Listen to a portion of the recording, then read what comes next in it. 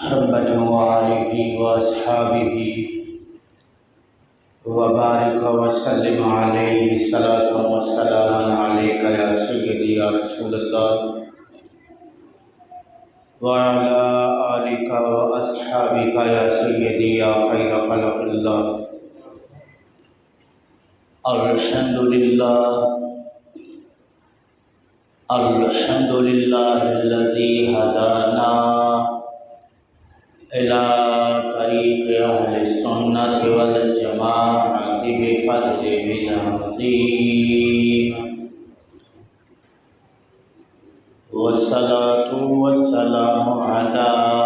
أشرف الأنبياء والمرسلين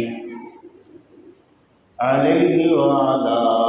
آله وصحبه وأهل بيته وعترته وعشيرته وأزواجه وذرياته وعلماء أمته وصلحاء ملته وأهل سنته أجمعين، أما بعد فأعوذ بالله من الشيطان الرجيم، بسم الله الرحمن الرحيم، ألا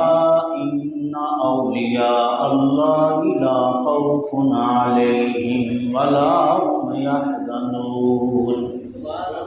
آمنت بالله صدق الله مولانا العظيم، وقال الله تبارك وتعالى في مقام آخر،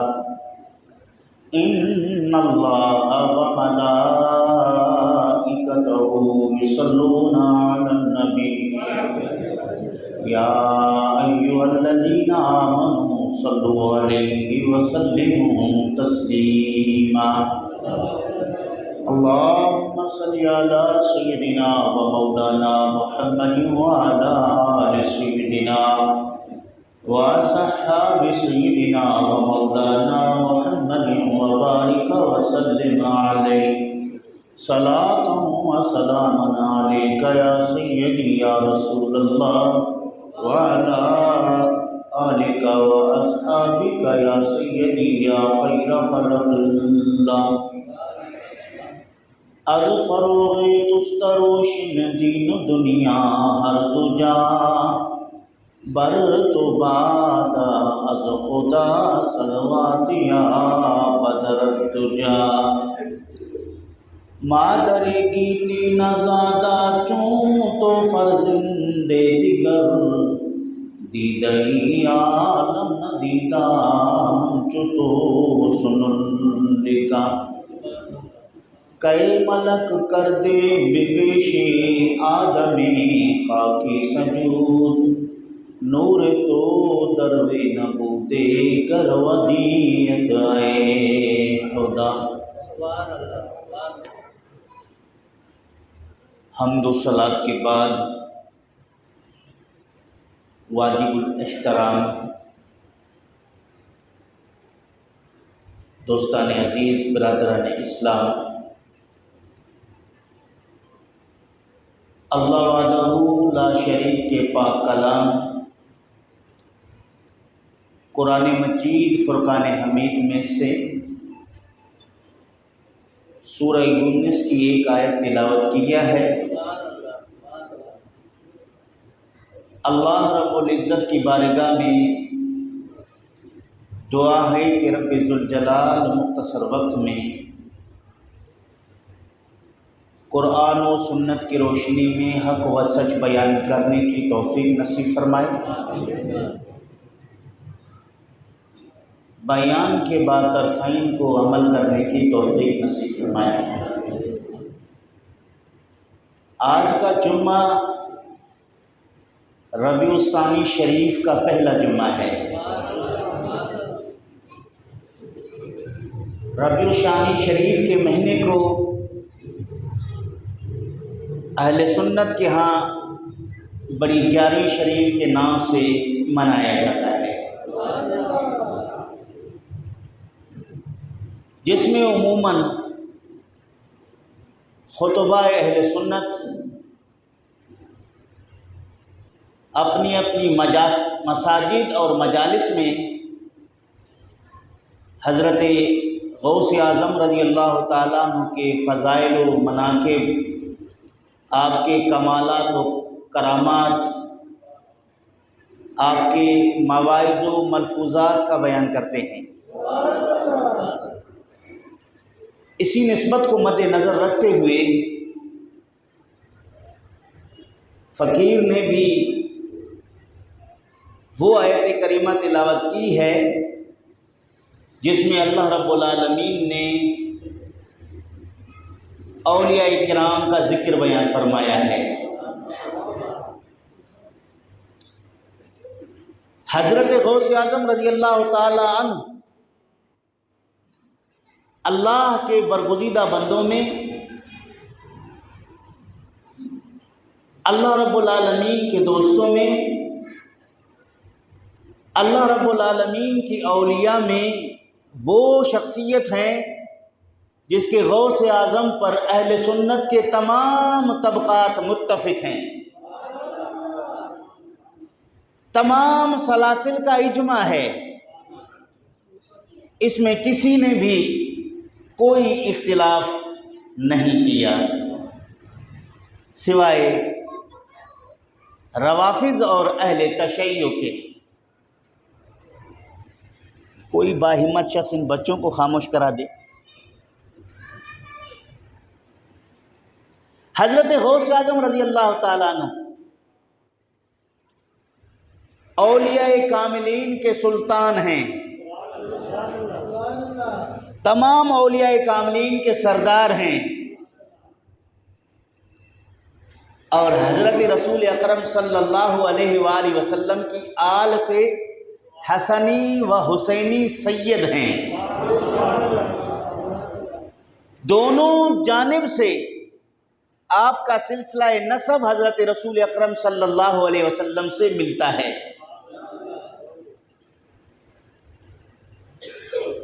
حضرت مولا کائنات امیر المومنین شیر خدا رضی اللہ تعالیٰ عنہ کی آپ اولاد میں سے ہیں۔ اپنے وقت کے بہت بڑے عالم، مقام اجتہاد پر فائز شخصیت ہیں۔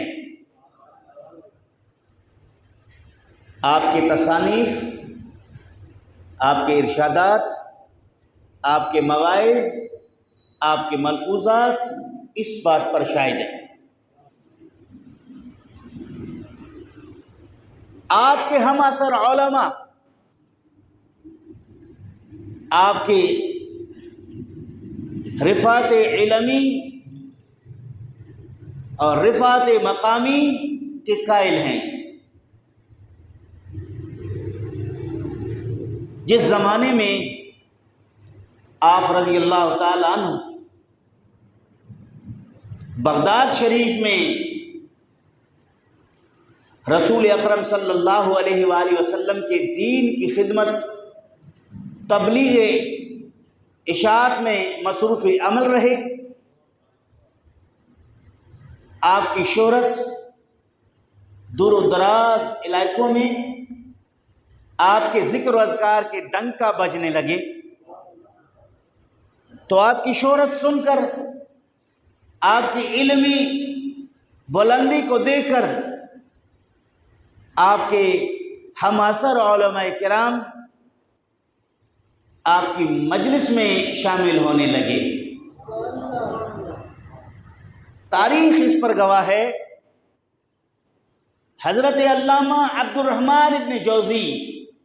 اپنے وقت کے بہت بڑے عالم، بڑی قداور شخصیت ہیں۔ انہوں نے ابتدا میں حضرت غوث اعظم رضی اللہ تعالیٰ عنہ کے علمی بلندی، آپ کے کمالات اور فضائل کے قائل نہ تھے۔ وہ یہ سمجھ رہے تھے کہ جو میرا علم ہے، جو مرتبہ ہے، جو مقام ہے، شاید وہ ان کے پاس نہ ہو، لیکن جب بالمشافہ ملاقات ہوئی تو آپ کے عقیدت مند بن گئے، آپ کے فضائل کے گن گانے لگے، آپ کے رفعت بلندی کو تسلیم کرنے لگے۔ اور حضرت عبد الرحمن ابن جوزی وہ عالم دین ہیں جس نے نبی کریم صلی اللہ تعالی علیہ وآلہ وسلم کی احادیث پر بڑا کام کیا ہے۔ جب آپ کا وقت نزع قریب آیا تو آپ نے اپنے ورثہ کو، اپنے اہل و عیال کو وصیت کی، جو الوفاء باحوال المصطفیٰ کے مقدمہ میں درج ہیں۔ آپ نے وصیت کی کہ میں جب سے سن شعور میں آیا ہوں نبی کریم صلی اللہ علیہ وسلم کی احادیث پر کام کرتا رہا ہوں، دین اسلام کی خدمت کیا ہے، اور احادیث قرآن اور اس کی تفسیر اور تشریح میں وقت لگایا ہے۔ میرے لائبریری میں، میرے حجرے اور کمرے میں ایک ٹوکری ہے، اس ٹوکری کے اندر کاش کے قلم ہیں، اور ان قلموں کے نوک پر خشک سیاہی لگی ہوئی جمی ہوئی ہے۔ جس وقت میں وفات کر جاؤں مجھے غسل دیا جائے، مجھے کفن پہنایا جائے، پھر وہ خشک سیاہی جو قلم کے نوک پر لگا ہوا ہے اس کو وہاں سے اکھیڑ کر میرے آنکھوں پر، میرے ہونٹوں پر، میرے سینے پر رکھ دیا جائے، تاکہ میں قبر میں جاؤں تو یہ میرے پاس بطور گواہ بن جائیں کہ میں نے ان سیاہی کو، اس قلم اور کاش کو، ان انگلیوں کو رسول کریم کی دین، اشاعت اور تبلیغ میں خرچ کیا ہے۔ اتنے بڑے عاشق رسول اور عالم دین گزری، وہ بھی آپ کے قائل بن گئے۔ حضرت غوث اعظم رضی اللہ تعالیٰ عنہ کہ ولادت سے پہلے اللہ رب العالمین کے پیارے محبوب صلی اللہ علیہ وسلم نے خواب میں آپ کے والد ماجد کو بشارت دی۔ کئی اولیاء کاملین اور صالحین نے آپ کے اوصاف بیان کیے۔ حضرت غوث اعظم رضی اللہ تعالیٰ عنہ سے کسی نے پوچھا کہ آپ کو کب پتہ چلا کہ آپ اللہ کے ولی ہیں؟ شیخ عبدالحق محدث دہلوی رحمت اللہ تعالیٰ علیہ الاخبار الاخیار میں لکھتا ہے کہ غوث اعظم سے پوچھا گیا کہ آپ کب سے ولی ہیں، آپ کو کب پتہ چلا کہ میں اللہ کا ولی ہوں؟ عمومی طور پر جو اللہ رب العالمین کے برگزیدہ بندے، اولیاء کاملین اور صالحین ہوتے ہیں، اہل دنیا تو ان کو اللہ کے ولی، ابدال، غوث، قطب کہتے ہیں، لیکن وہ خود سے اپنے ولایت کا اعلان نہیں کرتے، اپنے غوثیت کا اعلان نہیں کرتے، اپنے قطب ہونے کا اعلان نہیں کرتے۔ حضرت غوث اعظم رضی اللہ تعالیٰ عنہ سے سوال ہوا کہ آپ کو کب پتہ چلا؟ فرمایا کہ جب میں مدرسہ پڑھنے جاتا تھا، میرے ساتھ دو غیبی افراد چلا کرتے تھے، ایک دائیں طرف ایک بائیں طرف۔ جب مدرسے میں داخل ہوتا تو وہ دونوں بچوں سے کہتے کہ ذرا جگہ کشادہ رکھو، اللہ کے ولی کو بیٹھنے دو، ذرا جگہ کشادہ کرو تاکہ اللہ کا ولی بیٹھ جائے۔ وہ فرشتے جن کی ڈیوٹی رب ذوالجلال نے حضرت غوث اعظم کے خدمت میں لگائی ہے، اور وہ جا کر وسعت مقام کی اور جگہ کشادہ ہونے کی طلباء سے کہتے ہیں کہ یہ تمہاری طرح عام طالب العلم نہیں ہے، یہ اللہ رب العالمین کا ایک خاص مقرب بندہ ہے جس سے رب ذوالجلال نے دین کا بڑا کام لینا ہے، اللہ کے ولی کو بیٹھنے کی جگہ دو۔ بچے ہٹ جاتے اور آپ رضی اللہ تعالیٰ عنہ اپنی مسند پر تشریف فرما ہوتے اور اپنے اساتذہ سے دین اسلام کی تعلیم حاصل کرتے تھے۔ تو فرمایا کہ مجھے تو اس وقت پتہ چلا کہ اللہ نے مجھے ولایت عطا کی ہے، جو اللہ کی طرف سے یہ غیبی افراد جو ہیں میرے ولایت کا اعلان بچوں میں کرتے ہیں کہ اللہ کے ولی کو بیٹھنے کی جگہ دے دو۔ حضرت غوث اعظم رضی اللہ تعالیٰ عنہ کے متعلق علامہ محمد بن یوسف نبہانی رحمت اللہ علیہ میری ہر بات مدلل ہوتی ہے، کتابوں سے ہی اخذ کی ہوئی ہوتی ہے۔ اگر کسی کتاب کا کسی جگہ پہ حوالہ نہ لیا گیا تو اس کا مطلب یہ نہیں ہے کہ وہ میرے مطالعے سے نہیں گزرا، ضرور گزرا ہے۔ تو جامعہ کرامات اولیاء کے اندر یوسف بن اسماعیل نبہانی رحمۃ اللہ علیہ لکھتے ہیں کہ حضرت غوث اعظم رضی اللہ تعالیٰ عنہ سے پہلے ایک ولی گزرے ہیں، حضرت شیخ حماد۔ حضرت غوث اعظم رضی اللہ تعالیٰ عنہ نے عالم شباب میں یعنی جوانی کے دنوں میں ان کی صحبت اختیار کی ہے، ان سے فیض پایا ہے، علمی اور باطنی آپ نے ان سے فیوز حاصل کیے ہیں۔ حضرت شیخ حماد رحمت اللہ علیہ کے ایک عقیدت مند مرید نے آپ کی بارگاہ میں آ کر عرض کرنے لگا کہ میں تجارت کی غرض سے شام کی طرف جانا چاہتا ہوں، میرے پاس اتنے 1000 دینار ہیں اور یہ ساز و سامان ہے، اور آپ کی بارگاہ میں آ کر آپ سے دعائیں لے رہا ہوں تاکہ آپ کی دعاؤں سے میں خیریت کے ساتھ آؤں اور خیریت کے ساتھ واپس آ جاؤں۔ حضرت شیخ حماد رحمت اللہ علیہ صاحب دل اہل فراست شخصیت تھے، اس نے کہا کہ اس سال تم سفر پہ نہ جاؤ، اس دفعہ اگر تجارت پر جاؤ گے، سفر تجارت اختیار کرو گے، راستے میں تمہارا مال لوٹا جائے گا اور ان ڈکیتوں کے ذریعے تمہاری موت واقع ہوگی، اس لیے تجھے میں کہتا ہوں کہ اس سال یہ سفر جو ہے آپ اپنا ترک کر دو، ابھی حالات موافق نہیں ہیں، تجارت کا مال لے کر نہ جاؤ۔ وہ تاجر فرماتے ہیں کہ میں اپنے شیخ کی بات سن کر بڑا پریشان ہوا کہ جانا بھی ہے، حالات بھی حضرت صاحب بتاتے ہیں ناسازگار ہیں، معیشت کے معاملات کو نبھانا ہے، اہل تجارت لوگوں سے جو معاملات ہیں اس میں کسی قسم کے ناغا کو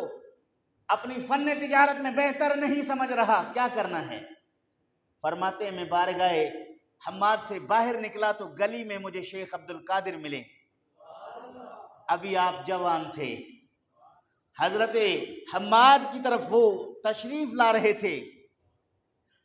انہوں نے مجھ سے خیریت معلوم کی، میں نے وہ پوری بات بیان کی جو مجھے میرے شیخ حماد نے کہا تھا۔ حضرت صاحب نے 2 منٹ خاموش رہنے کے بعد مجھے کہا کہ آپ سفر پہ جائیں، اپنا مال بھی لے جائیں، اللہ رب العالمین کی طرف سے آپ کی حفاظت ہوگی، آپ کو کسی قسم کا نقصان نہیں ہوگا، آپ کو کسی قسم کا نقصان نہیں ہوگا۔ ایک طرف اللہ کے ولی نے کہا ہے کہ تیرا مال لوٹا جائے گا اور تو قتل ہوگا، اور دوسری طرف اللہ کے ولی کہہ رہے ہیں آپ جائیں، آپ کو کوئی نقصان نہیں ہوگا۔ وہ تاجر فرماتے ہیں، یوسف نبہانی رحمت اللہ علیہ کے نقل کے مطابق وہ کہتے ہیں کہ یہ سفر جب چلا، میں اپنا مال اور قافلہ لے کر چل پڑا، تجارت کا مال بیچا، بہت نفع کمایا، رات کو سو رہا ہوں، خواب دیکھ رہا ہوں، مجھ پہ حملہ ہوا ہے، ڈاکو آئے ہیں جنہوں نے میرے ساتھیوں کو زخمی کر دیا ہے، جنہوں نے میرا مال لوٹا ہے اور جنہوں نے مجھے قتل کیا ہے، میرے گردن پہ تلوار چلائی ہے، اور اتنے میں آنکھ کھلتی ہے، ہاتھ گردن پہ لگاتا ہوں تو انگلیوں پہ خون کے آثار ہیں، گردن میں درد اور تکلیف بھی محسوس کر رہا ہوں، ساتھی سب کے سب سلامت ہیں، اور اپنا مال لے کر جب میں واپس بغداد پہنچا، اب دل میں سوال پیدا ہو رہا ہے کہ پہلے میں شیخ حماد کی بارگاہ میں جاؤں یا پہلے میں شیخ عبد القادر کے پاس جاؤں، پہلے کہاں جاؤں؟ دل میں سوال اٹھ رہا ہے کہ میں ادھر جاؤں یا ادھر جاؤں، پریشانی کے عالم میں ہوں۔ اتنے میں نے کہا کہ حضرت غوث اعظم شیخ عبد القادر جیلانی رضی اللہ تعالیٰ عنہ کم عمر ہونے کی وجہ سے ابھی نوجوان ہیں، شیخ حماد جو ہیں کثیر العمر ہونے کی وجہ سے، سفید ریش ہونے کی وجہ سے، صاحب تقوی اور پرہیزگار ہونے کی وجہ سے مستحق ہیں کہ پہلے ان سے ملاقات کی جائے۔ دل نے فیصلہ دیا کہ پہلے شیخ حماد سے جا کے ملاقات کرو۔ وہ تاجر فرماتے ہیں میں حضرت شیخ حماد کے پاس گیا، ان سے ملاقات کی، ملاقات کرنے کے بعد میں نے کہا کہ حضرت صاحب میں آپ سے پوچھ کر گیا تھا، اور سامنے پھر مجھے شیخ عبد القادر کی ملاقات ہوئی، انہوں نے مجھے حفاظت کے ساتھ کہا کہ آپ جا سکتے ہیں اور آ سکتے ہیں، میں چلا گیا۔ فرمایا کہ حضرت شیخ عبد القادر جیلانی رضی اللہ تعالیٰ عنہ نے 17 مرتبہ، کتنی مرتبہ؟ یہ اہل دل ہیں، یہ صاحب کشف و کرامت ہیں، اپنے اپنے حجروں میں بیٹھے ہوئے حالات سے آگاہ اور واقف ہیں، کیونکہ ان کی نظر لوح محفوظ پر ہے۔ فرماتے ہیں کہ شیخ عبد القادر جیلانی رضی اللہ تعالی عنہ نے تیرے لیے 17 مرتبہ، کتنے مرتبہ؟ 17 مرتبہ اللہ رب العالمین کی بارگاہ میں دعا کی ہے، اے اللہ اس کو میں نے جانے کی اجازت دی ہے، ضمانت دی ہے، عبد القادر کی لاج رکھنا، اس کی حفاظت کرنا۔ رب ذوالجلال نے اپنے برگزیدہ بندے کی دعا کو قبول فرما کر تجھے خیریت کے ساتھ لے کر گئے، تو خیریت کے ساتھ چلا گیا اور خیریت کے ساتھ لوٹ کر آیا، اور اللہ نے اپنے فیصلے کو خواب میں بدل دیا۔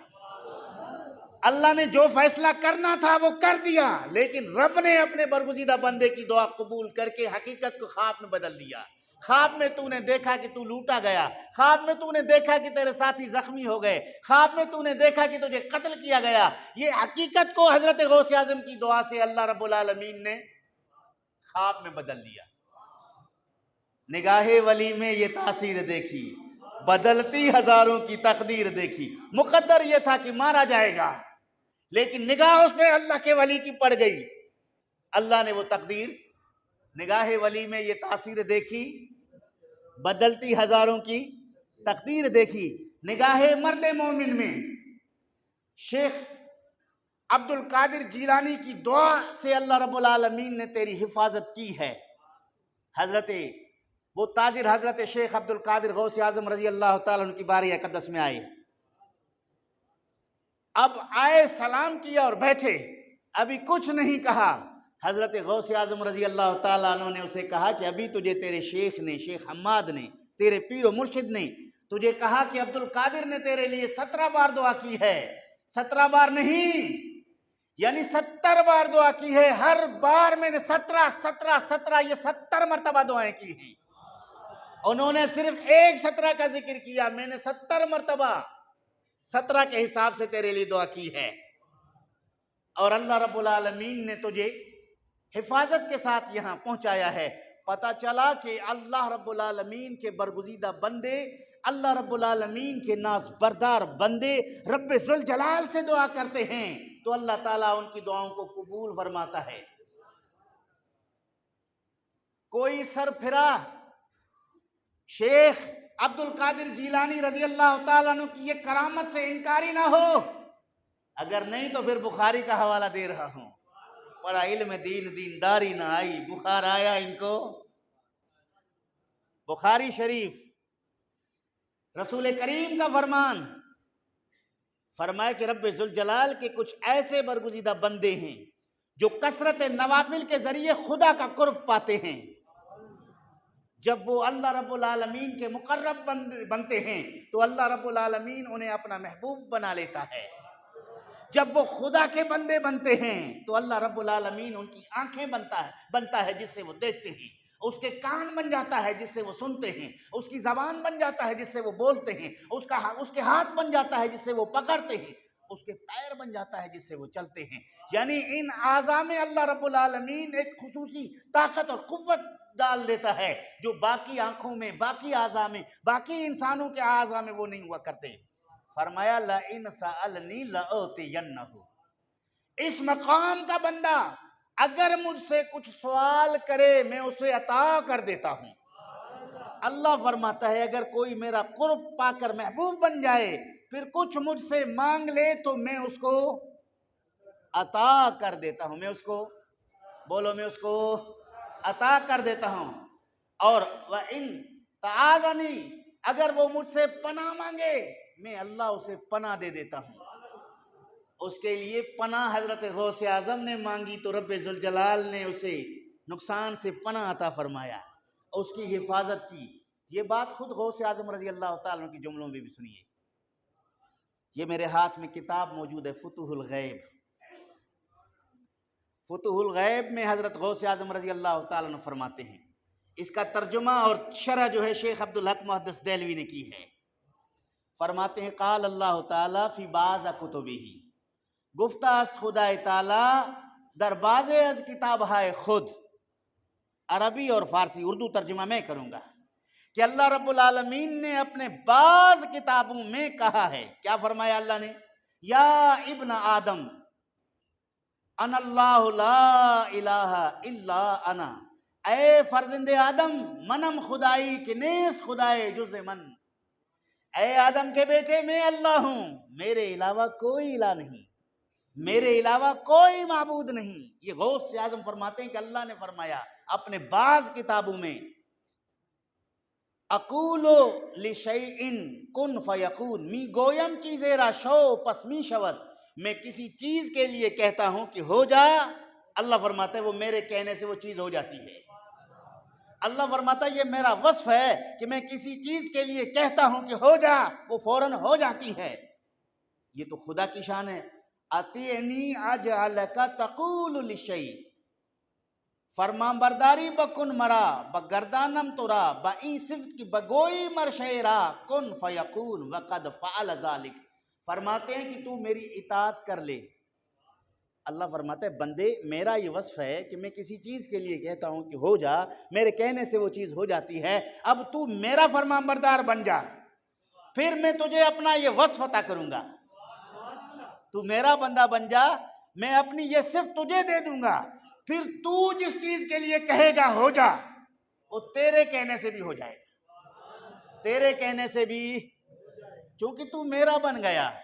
میں تیرا بن گیا، میں نے تجھے یہ قوت اور صفت ادا کی، اب تو جو کہے گا وہی ہوگا۔ کوئی کہے کہ یہ کیسے ہو سکتا ہے؟ مولوی صاحب دلیل قرآن ہے، دلیل انی،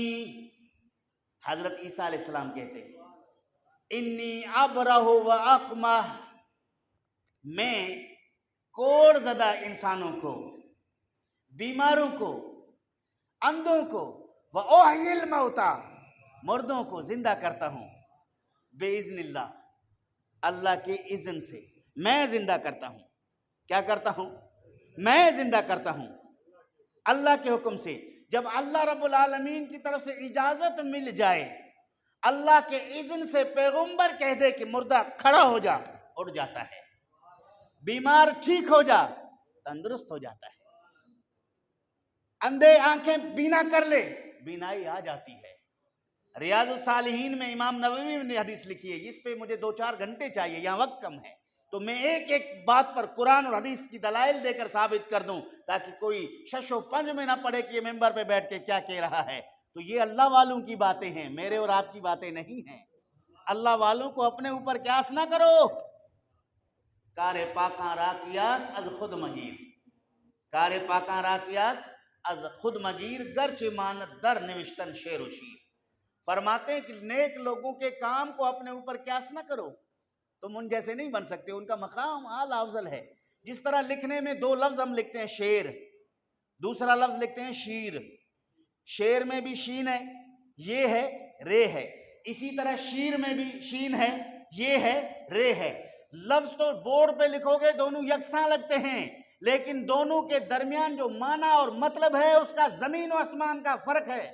فرمایا کہ شعر آن باشد کہ مردم را درد، شیر آن باشد کہ مرد اور آخرد۔ فرماتے ہیں کہ شعر وہ ہے جو آدمی کو چیر پھاڑ کے کھا جاتا ہے، اور شیر وہ ہے یعنی دودھ جس کو آدمی پی جاتا ہے۔ کتنا فرق ہے؟ ایک آدمی کو کھا جاتا ہے، دوسرے کو آدمی پی جاتا ہے، دونوں ایک جیسے نہیں ہو سکتے۔ مولانا رومی رحمت اللہ علیہ نے یہاں مثال دیا ہے کہ عام آدمی اور اللہ کا ولی، عام آدمی اور نبی برابر نہیں ہو سکتے۔ جس طرح ان شعر اور شیر میں فرق ہے، اسی طرح اللہ کے برگزیدہ بندے اور عام گنہگار انسان میں فرق ہے۔ تو حضرت غوث اعظم رضی اللہ تعالیٰ عنہ اللہ کے برگزیدہ بندے ہیں، اور اتنی طاقت اور قوت رکھتے ہیں۔ آخری بات کر کے آپ میں اپنی جگہ لوں گا۔ اتنی طاقت اور قوت رکھتے ہیں، ذرا سنیے، خود بیان فرماتے ہیں۔ وقال رضی اللہ تعالیٰ عنہ وارضا رأیت ابلیس اللعین فی المنام، دیدم ابلیس راندہ شدہ از درگاہ رحمت را در خواب، اللہ کی بارگاہ سے راندہ ہوا، بارگاہ دھتکارا ہوا ابلیس کو میں نے خواب میں دیکھا۔ غوث اعظم فرماتے میں نے ابلیس کو خواب میں دیکھا جو اللہ کی بارگاہ سے راندہ ہوا ہے، دھتکارا ہوا ہے، اس کو میں نے دیکھا۔ انا فی جمیع کثیر، اور میرے ساتھ بہت سارے لوگوں کا مجمع تھا۔ حضرت غوث اعظم فرماتے میں خواب میں شیطان کو، ابلیس کو دیکھ رہا ہوں، اور میرے ساتھ لوگوں کا بڑا جمع غفیر ہے، بڑی جماعت ہے، وہ اکیلا ہے، میرے پاس لوگ بہت زیادہ ہیں، لیکن میں نے خواب میں اس کو دیکھا۔ شیخ عبدالحق محدث دہلوی رحمۃ اللہ علیہ اس کی تعبیر بیان کرتے ہیں، در جماعت فراوان حاضرم و تعبیر بجنود الہی از اذکار و اعمال و صفات حمیدہ در کے ممد و معاون و حافظ و حامی حضرت او یند از شیطان میتواند بود۔ فرماتے ہیں کہ زیادہ لوگوں کے مجمع کی تعبیر یہ ہے کہ حضرت غوث اعظم رضی اللہ تعالیٰ عنہ کے پاس عبادت بہت زیادہ تھا، نمازیں زیادہ، روزے زیادہ، ذکر زیادہ، وہ بھی اخلاص والے، تقوی زیادہ، پرہیزگاری زیادہ، یہ جتنے لوگوں کے جماعت دکھانا مطلب تھا، یعنی وہ عبادات تھے جن کی وجہ سے حضرت غوث اعظم رضی اللہ تعالیٰ عنہ کی قوت ابلیس کی قوت سے کہیں زیادہ تھا۔ ابلیس حضرت غوث اعظم رضی اللہ تعالیٰ عنہ کے سامنے بے بس، عاجز اور کمزور کھڑا ہے۔ فرماتے ہیں کہ اس کے بعد فرماتے ہیں کہ پس قصد کردم بکشتن او، میں نے ارادہ کیا کہ ابلیس کو قتل کر دوں۔ حضرت غوث اعظم فرماتے ہیں میں نے ارادہ کیا کہ ابلیس کو قتل کر دوں۔ یہ خلق خدا کو گمراہ کیا ہوا ہے، آج اس کو مار دیا جائے تاکہ مخلوق خدا کو گمراہ نہ کرے۔ فقال لی لم تقتلنی وما ذنبی،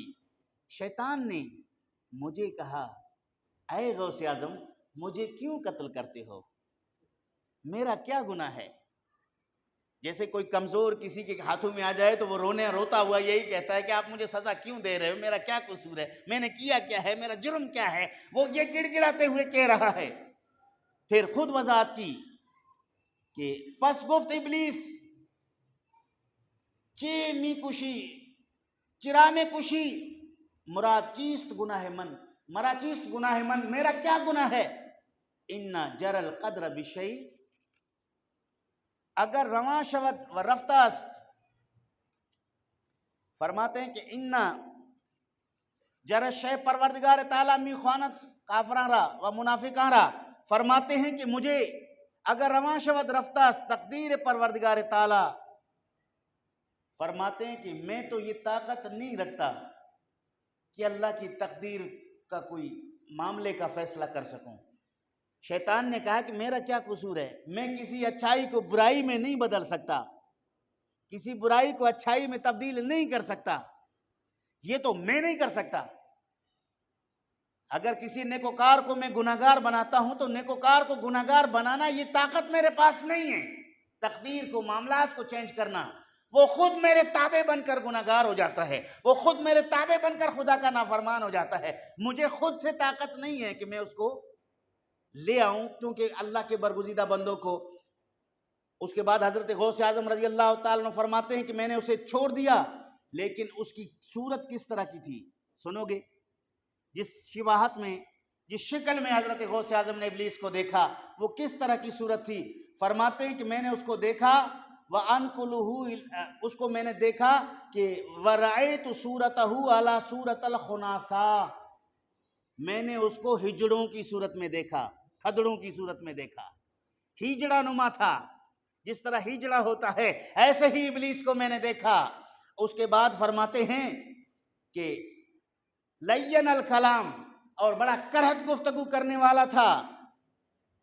اور اس کے بعد فرماتے ہیں کہ میں نے جو اس کو دیکھا کہ وہ حقیر صورت ہونے کے بعد کأنہ یتبسم فی وجہہ، اس کے داڑھی کے نیچے ٹھوڑی پر 2-4 بال تھے، اور اس کا چہرہ ایسا کہ جس کو دنیا والے دیکھ کر ہنس پڑے، یعنی ایسا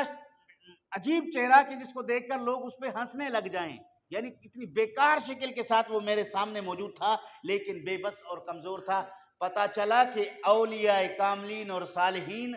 کے پاس تقوی اور پرہیزگاری کا وہ تلوار ہے جس کے قریب شیطان پھٹک نہیں سکتا۔ اس لیے اللہ رب العالمین نے کمزوروں کو کہا طاقتور کی پناہ لو، چونکہ وہ اللہ کے ولی ہیں، کونوا مع الصادقین، سچوں کے ساتھ ہو جاؤ۔ اس کا مطلب یہی ہے کہ جب اتنے طاقتور ہمارے پشت پر ہاتھ رکھیں گے، شیطان کا داؤ ہم پر نہیں چلے گا، نفس امارہ ہم پر ڈاکہ نہیں ڈال سکے گا، روحانیت غالب آئے گی۔ اس پر انشاءاللہ العزیز میں گفتگو کروں گا۔ غوث